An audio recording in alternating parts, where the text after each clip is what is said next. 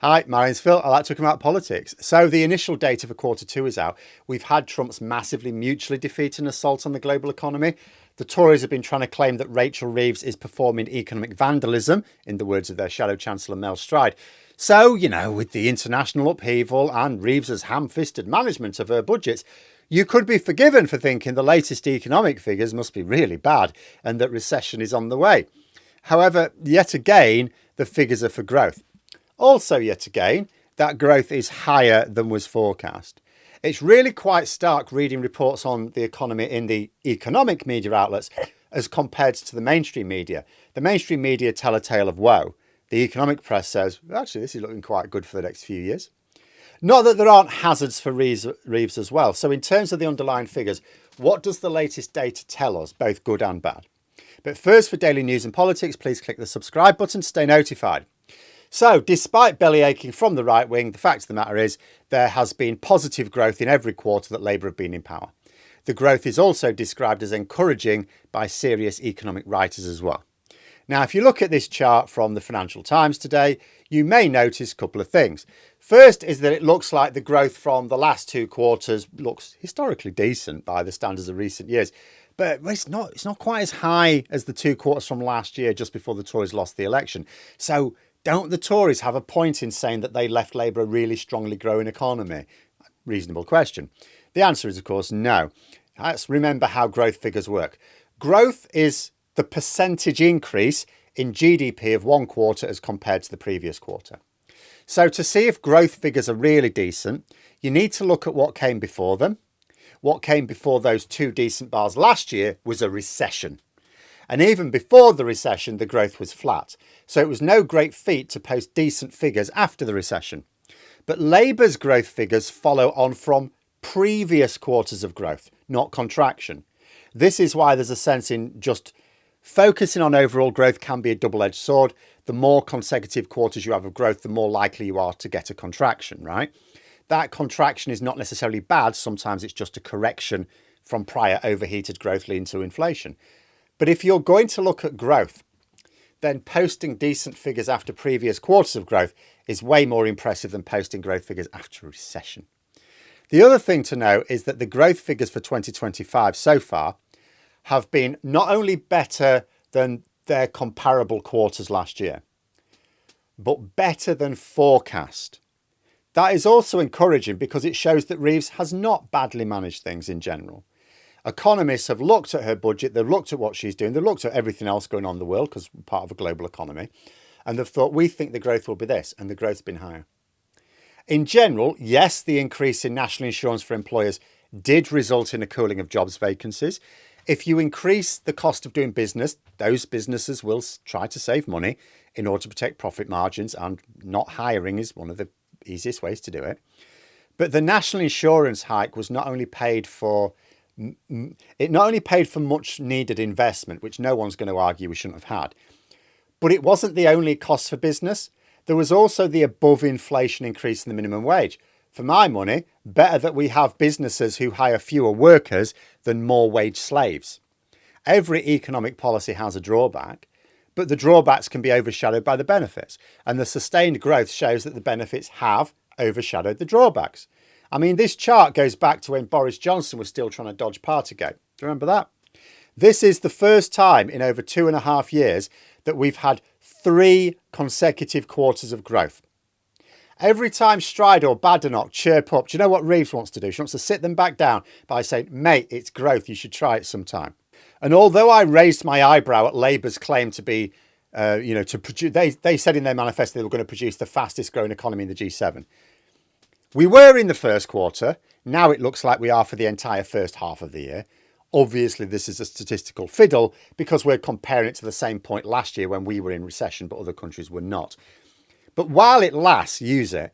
Hopefully by the time it's no longer the case and we can't crow about fastest growing economy in the G7, more people will feel the tangible improvements on a personal level and they won't really care what GDP percentages are. Another thing to consider is where the growth came from. So it came from public sector, construction, manufacturing, all areas that Labour have been targeting for growth. So the areas which Reeves has tried to boost with her measures have all seen decent growth. So you've got a connection there between Reeves's budget and the growth we're getting. That being said, it's not all beer and skittles. If Reeves can navigate her way past the next budget without cock-ups, of the like we had from last year's, a lot of economic journalists are saying we're looking in good shape for the next few years. Now, that's essential because Labour are crystal clear they need voters to feel better off. I can talk about what's really in the statistics on these latest figures. If people don't feel it's not going to work at the election. Labour cannot hope to bluff people with charts and percentages. They don't have the media on the side and they don't have their own media game. So what are the potential pitfalls? Well, economists agree that the main thing holding us back in many ways is consumer confidence. On average, people are better off compared to this time last year. And that is in real terms. Some people in the comments go, oh, it's all right saying that though, Phil, but what about the increase in energy, water bills, stuff like that, and council tax and stuff? Yeah, this takes that into account. That when we talk about people are better off in real terms, it takes that into account. On average, people's incomes are up even when taking into account the increased cost of living. But being better off isn't making people more confident about spending. What seems to be happening is people, not everyone feels better off, but a lot of people feel better off. On average, people are better off, but they think something's waiting around the corner to mug them. I said last year that Labour made a bad mistake in talking down the economy. They should have been hyping the hell out of what was to come. They should have been inspiring confidence, and they didn't. And I could see it in the ad rates just literally draining away when they said that. Consumer confidence was hit badly. This is literally the thing many economists say is a massive problem. Not taxes, not even Trump's tariffs. Both of those have a significant impact, of course, but we're sort of past them, I think. It's people not being confident that things are going to stay well. So people are feeling okay now. Not everyone, but many people are feeling okay now or better. But they think something's going to queer the deal. People are still pessimistic. Pessimism very bad for business.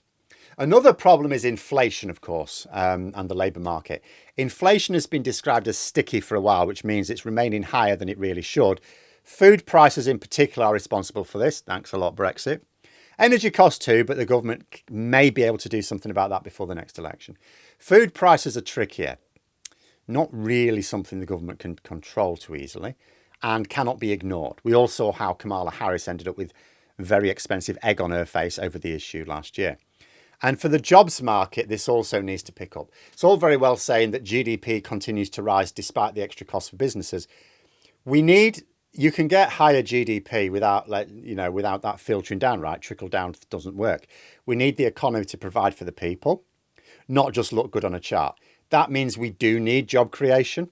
And we need job creation for two reasons. First of all, people actually need the jobs.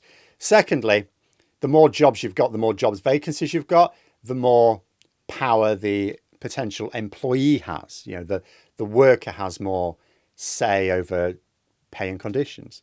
And it's these two things which are the conflicting forces on the Bank of England. Recently, they cut interest rates, which is welcome news to the government, because they judged that getting the jobs market moving was a bigger problem than inflation. It was more important to give businesses and consumers cheaper access to borrowing than it was to reduce inflation. But they only thought that 5-4. This is how finely balanced things are. So I'm guessing that despite their fears, Reeves probably isn't going to increase the cost to businesses this autumn. Like Labour have a manifesto promise, because there is something coming. Labour have a manifesto promise to equalise the minimum wage across all ages.